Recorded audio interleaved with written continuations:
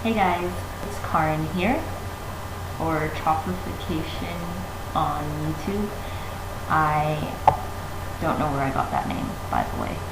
The thedanizblog requested that we all make videos of our mental illnesses, and I think it's a great idea. I'd say I'm in recovery, but I think one of the biggest misconceptions I think I've gotten, and what I've been, people have been surprised to hear, is that throughout my entire time of having mental illness, which include especially depression, but also anxiety, ADHD, anorexia, borderline personality disorder. But the thing that people are surprised about is that the whole time I've always wanted to get better. Even when I've been the most depressed, I was always kind of complaining about how I don't like the state of my life.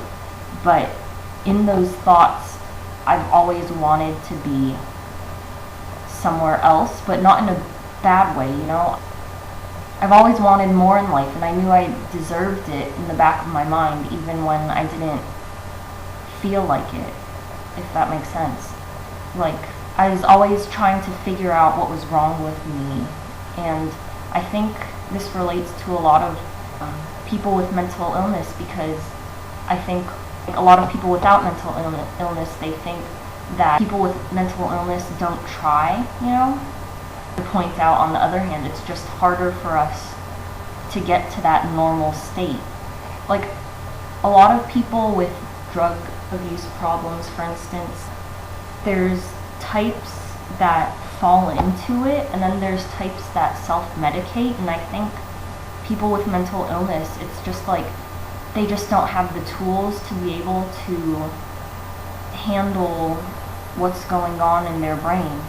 And I think that's where a lot of the misconceptions come from, because there's a difference between having no motivation and acting badly. I don't know if I'm coming across clearly, but yeah, I guess that's like the major thing, is that I've always tried to be better, but getting bad grades and acting out and stuff like that, people think that I'm not trying, but it's just like I have this depression that I wish things were easier, and I couldn't figure out how to do that, because people with mental illness, they have different needs to be able to feel better, whether it be medication or therapy or whatever.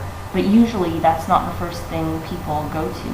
I mean, in my experience, it's like, most people can feel better with watching a TV show or something that they like. But, when you're depressed for 6 months or something, as I was, that doesn't help you break out of it, and it's harder to reach to a state of normalcy and stability. I guess, when family and friends hear that one has a mental disorder, they think, oh my god, there's something wrong with this person and how they think and stuff. But I think it's, when coming from someone that has mental illness, it's just harder. But for me, that's led me to appreciate when I do feel normal and when I do feel stable much more. So I think for me, I have more, an appreciation, I guess, but it's harder for me to get there. And, like, if I could choose, I would be there, I think most people would. I think a lot of people think that I don't want to be there. I do. I don't know if I'm speaking in too vague of details, but I think it's more relatable that way. I guess it's like when people say, like, if you have depression, just snap out of it or something. It's harder for people with mental illness because it could be a chemical imbalance. It could be, some people are just programmed differently with life experiences and stuff. And also that mental illness isn't necessarily a lifelong thing. I feel like I have more insight than people my age because of my mental disorder and how, like, I have more appreciation for just the normal things because I'm sick of the highs and lows, whereas people see those as such extremes, but it's like, I don't want to be there anymore. And that's just my opinion. And I say this with a jacket, very colorful jacket, and I say I don't appreciate the very highs.